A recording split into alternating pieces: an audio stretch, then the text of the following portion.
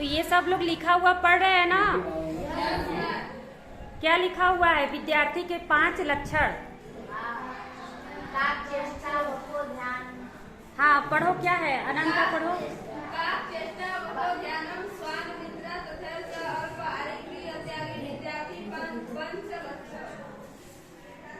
तो देखो ये विद्यार्थी के लिए ही है। क्या लिखा है? काक चेष्टा बको ध्यानम स्वान निद्रा तथैव च अल्पाहारी गृह त्यागी विद्यार्थी पंच लक्षणम। लक्षणम है, हाँ ये पंच लक्षणम। तो आज मैं इसका अर्थ बता रही हूँ।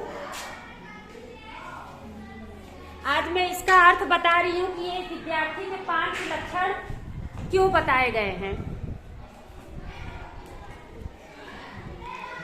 तो विद्यार्थी को, यानी कोई भी विद्यार्थी हो, उसके अंदर ये 5 लक्षण होने चाहिए, तभी वो एक सफल विद्यार्थी बनेगा।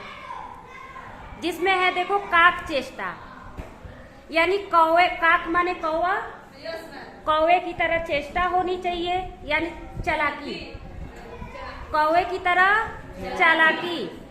इसका मतलब वो देखते हो, कोई अगर एक छोटा सा टुकड़ा भी उठाए, मतलब ढेले का, मारने के लिए कौवा समझ जाता है कि मुझे मारने के लिए उठाया जा रहा, तुरंत वो भाग जाता है। यानी कौवे की तरह से चालाकी। और बको ध्यानम, बको माने बगुले, बगुले की तरह से ध्यानम, ध्यान।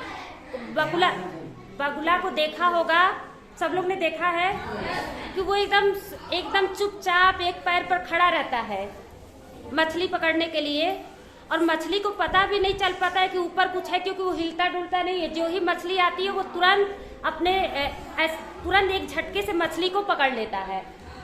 तो वही कहा गया है कि काक चेष्टा, यानी कौवे की तरह से ध्यान, चेष्टा, कौवे की तरह से चालाकी, और बकुले की तरह से ध्यान, और स्वान निद्रा तथैव च। स्वान माने कुत्ता होता है, कुत्ते की तरह नींद होनी चाहिए। कुत्ते की नींद का उदाहरण यहाँ इसलिए दिया गया कि देखे होंगे कि कुत्ता अगर सोया रहता है कहीं पर, किसी की आहट भी, यानी कुत्ते के बगल से कोई गुजरे, वहां से कोई गुजर रहा और कुत्ता सोया है, तो वो तुरंत उठ जाता है। आ जाओ अंदर आ जाओ। वो तुरंत क्या करता है? उठ जाता है, तुरंत उठ जाता है, यानी उसकी नींद तुरंत टूट जाती है। तो विद्यार्थी को भी ऐसे ही नींद होना चाहिए, यानी कि तुरंत उसकी नींद टूट जाए। ऐसा ना हो कि उसको उठाने के लिए पानी फेंका जाए, है ना, उसके चादर खींचा जाए, पूरा दरवाजे पीटा जाए, तब जाकर बच्चे उठते हैं। ऐसा नहीं होना चाहिए, बल्कि कुत्ते की तरह नींद होनी चाहिए, यानी कोई जगाए तो तुरंत उठ जाना चाहिए। और अल्पहारी, अल्प माने थोड़ा, आहार, अल्पहारी माने थोड़ा आहार, यानी भोजन कम करना चाहिए, कम भोजन करना चाहिए। ज्यादा भोजन करने से नींद आने लगती है।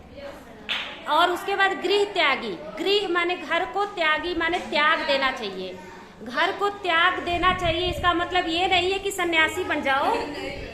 घर को त्यागने का मतलब ये नहीं कि घर छोड़ छाड़ कर भाग जाओ। इसका मतलब ये होता है कि घर के ख्याल से दूर हो जाओ, यानी जब पढ़ाई में लगे हो तो घर के विचार उस समय दिमाग में न आए, सिर्फ पढ़ाई के विचार आने चाहिए। ठीक है, तो विद्यार्थी पंच लक्षणम, यही विद्यार्थी के 5 लक्षण होते हैं या बताए गए हैं। तो ये सारे विद्यार्थी में 5 लक्षण नहीं है, तो अपने अंदर लाने की कोशिश करो। ठीक है, समझ में आया? ठीक है।